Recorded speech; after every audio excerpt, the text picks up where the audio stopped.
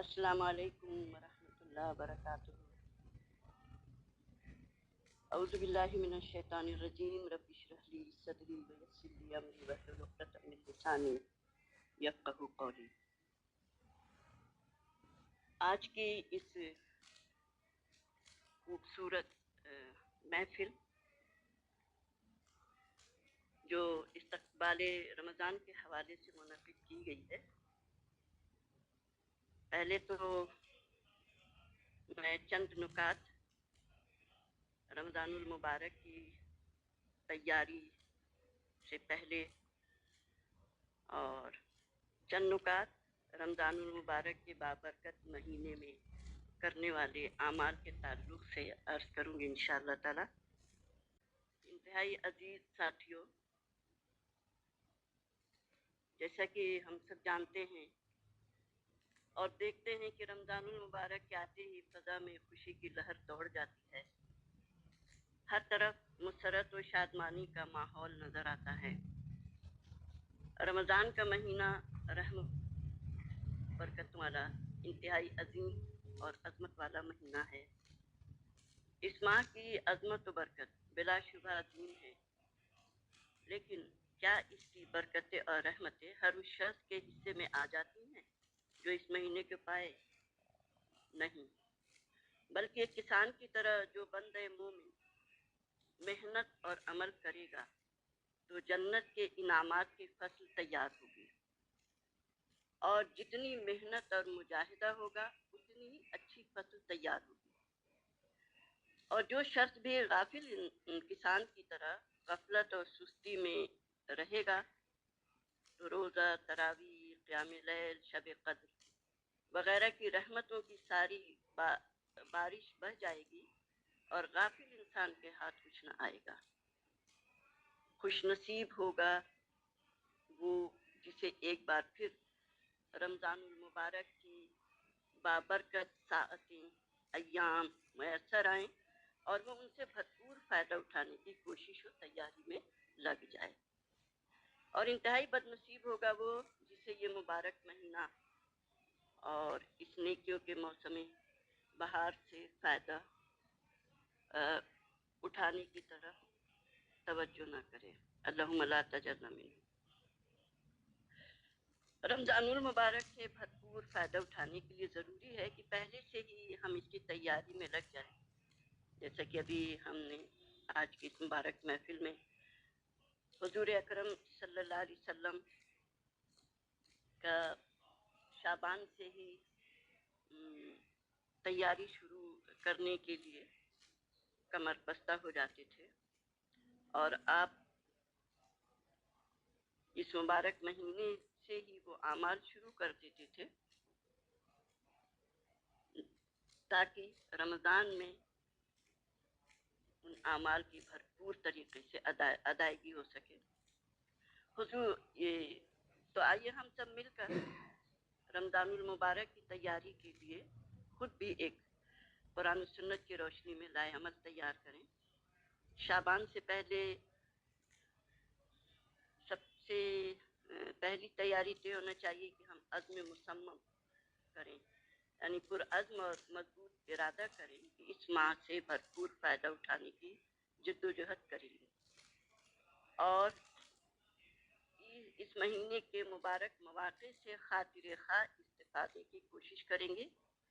اور یہ رمضان ہماری زندگی کے گزشتہ رمضان کے مقابلے میں بہت بہتر ہو، اچھا ہو۔ دوسرے، دعا، ارادے اور عزم کے ساتھ دعا کریں گے، کیونکہ دعا انتہائی ضروری ہے۔ کوئی بھی کام اللہ تعالیٰ کی مدد اور توفیق کے بغیر نہیں ہو سکتا، لہٰذا ہم اپنے رب کریم سے دعا کرتے رہیں، اللہم بلغنا رمضان و بارک لنا فی، اے اللہ ہمیں رمضان کے مہینے کو پانے کی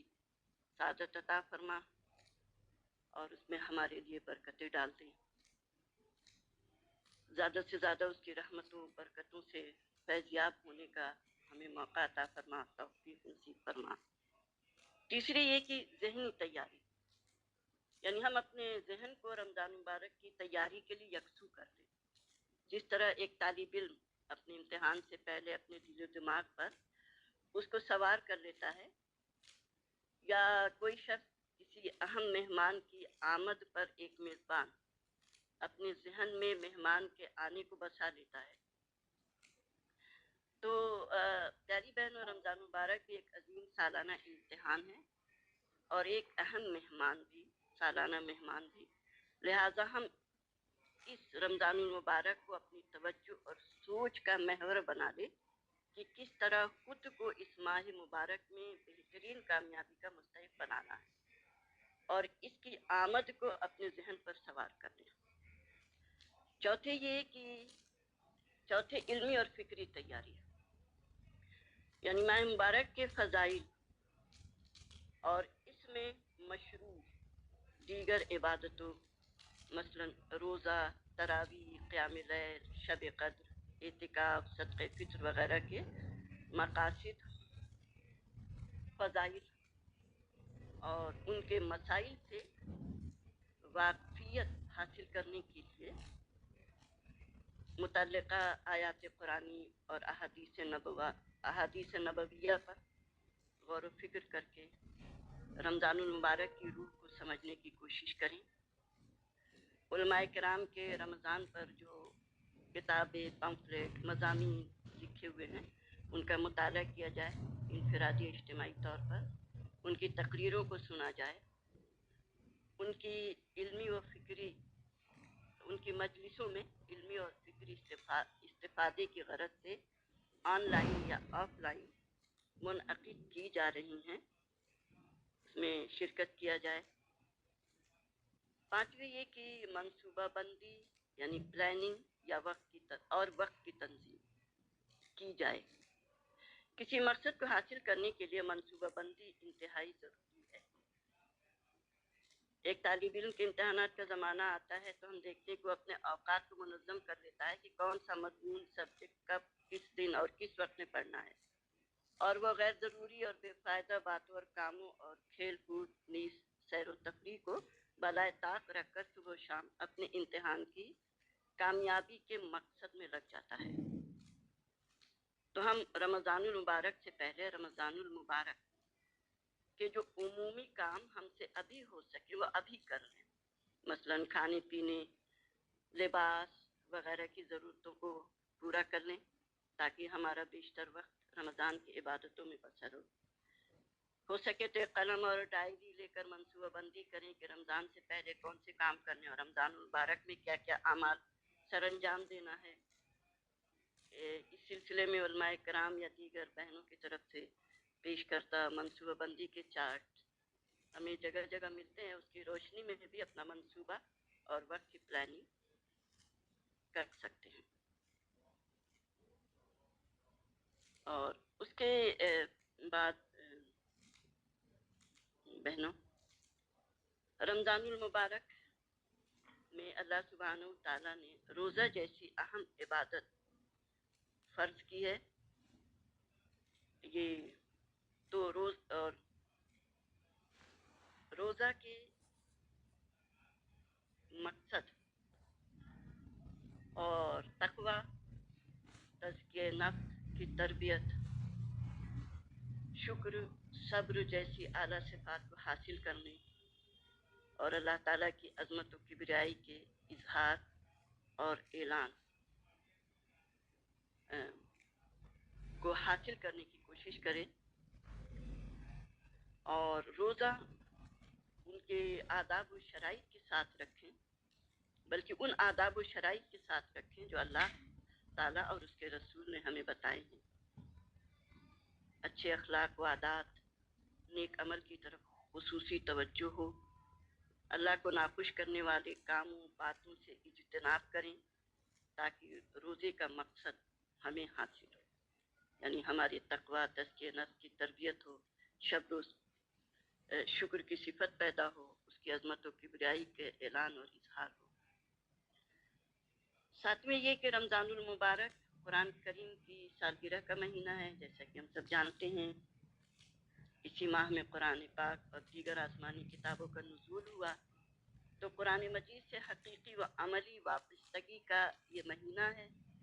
لہذا اس مبارک مہینے میں تراویح، قیام لیل، تلاوت قرآن، سماعت قرآن، دور قرآن کے اہتمام کے ساتھ قرآن مجید کے حقوق ادا کر کے اپنے آپ کو قرآن کریم کے عملی سانچے میں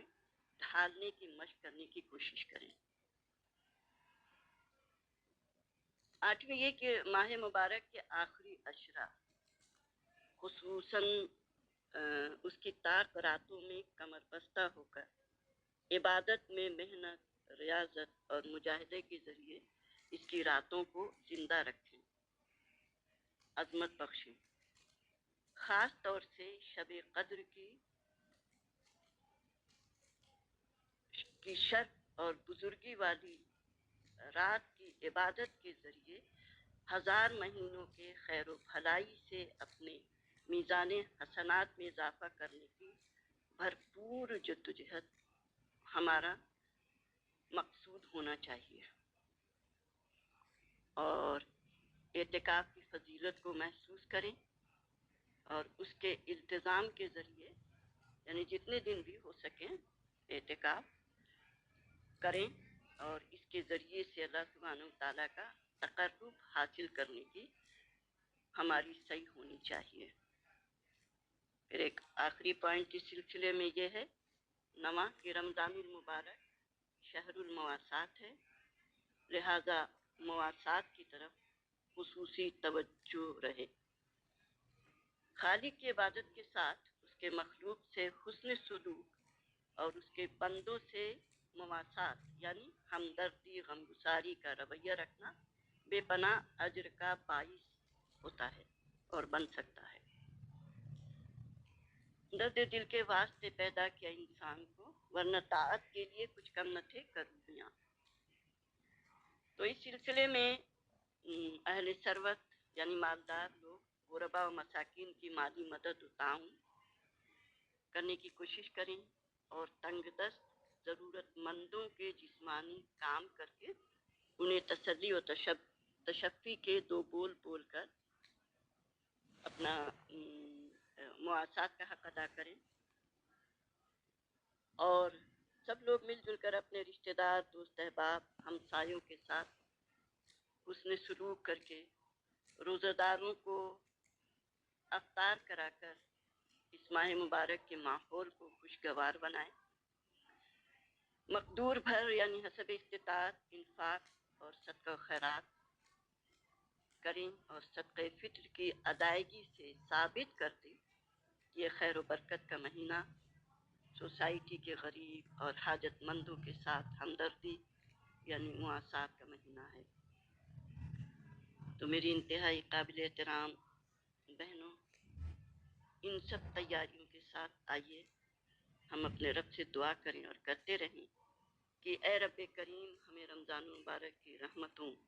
اور برکتوں سے زیادہ فیضیاب ہونے،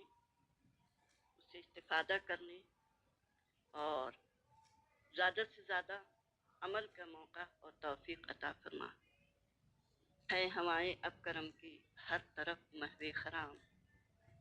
لے کے پیغام عمل پھر آ گیا ماہ سیام، لے کے پیغام عمل پھر آ گیا ماہ سیام۔